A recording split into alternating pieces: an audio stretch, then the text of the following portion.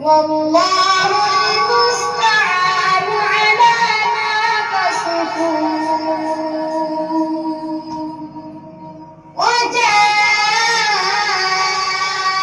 وجاءت سيارة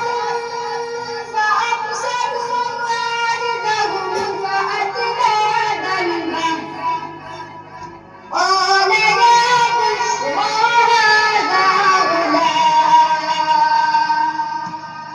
وأسروه بضاعة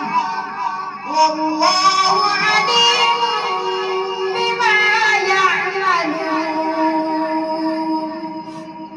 وشروه بثمن بخس